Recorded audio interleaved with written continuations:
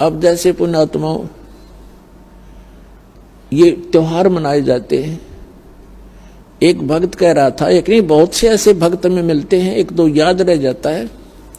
उसने बताया था जब दीक्षा लेने आए किसी भक्त के माध्यम से साथ आए वो, उन्होंने बताया जी हमने आज 10 वर्ष हो गए कोई त्योहार नहीं मना लिया।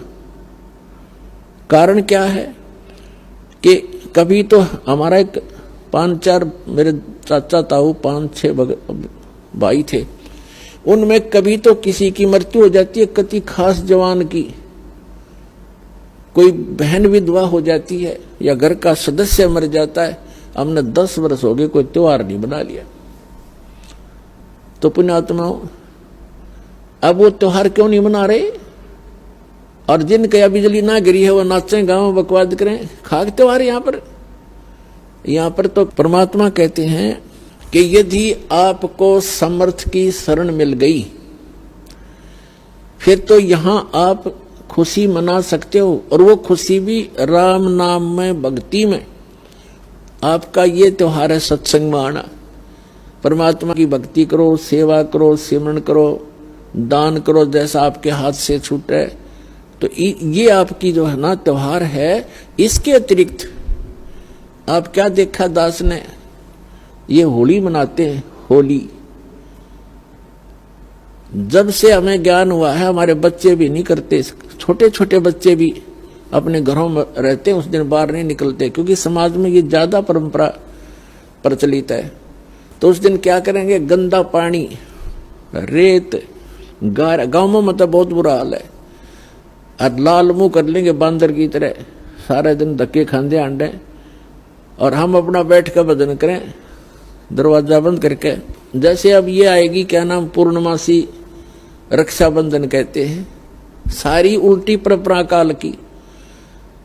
एक बहन बता रही थी जब दीक्षा ली उसने, और ये उसको ये सब मर्यादाएं बताएगी, सत्संग सुनाए जाते हैं। पहले थोड़ी संगत थी, 100, 200, 400 भक्त आ जाते थे, बैठ जाते थे, सब अब अपनी सुनाया करते थे मेरे पास बैठ के। तो एक बहन कह रही थी जी आप, पहली बार तो मैंने दुख हुआ था इस बात का जब ये सुना कि भाई रक्षाबंधन भी भाई का नहीं बांधना है। तो अब मुझे पता चला कि मैं रक्षाबंधन वाले दिन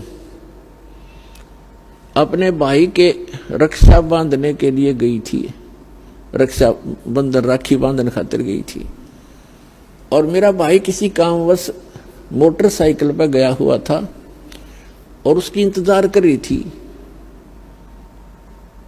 अब क्या हुआ कि शाम के समय दुर्घटनाग्रस्त हो गया मेरा भाई, मृत्यु होगी, और उसका शव आया।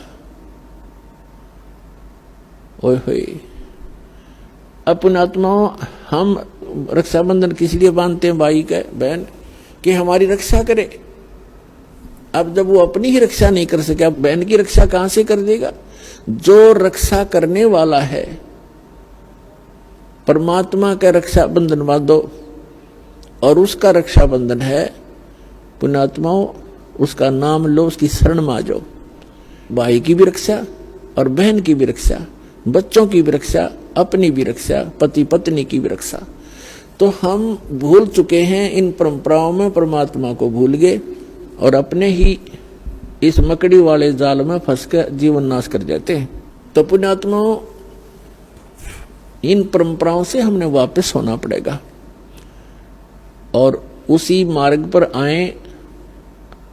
हम जैसे सफर कर रहे हैं तो सफर के अंदर ज्यादा सामान लेकर के नहीं चला जा सकता।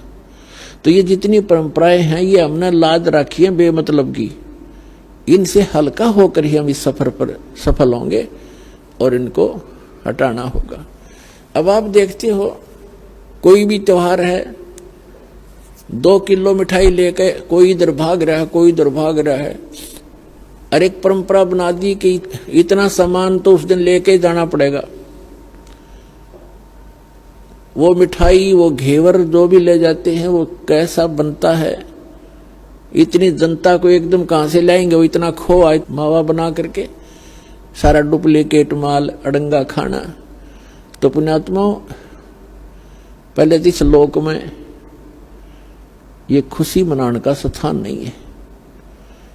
हाँ, परमात्मा कहते हैं समर्थ का शरणा गहो रंग होरी हो, फिर कदे न हो एकाज राम रंग होरी हो। समर्थ की शरण गहो, समर्थ का शरणा गहो रंग होरी हो। आपके होरी माने खुशी। आपके घर में अगर खुशी मनानी है तो समर्थ की शरण में आ जाओ, आपका रोज होरी रहेगी। ये सत्संग में आना ये आपकी होली है, यही आपकी दीपावली है और यही आपके सारे त्योहार हैं। कहते समर्थ का शरणा गहो रंग होरी हो, फिर कभू ना हो अकाज, कोई आपका बुरा नहीं होगा।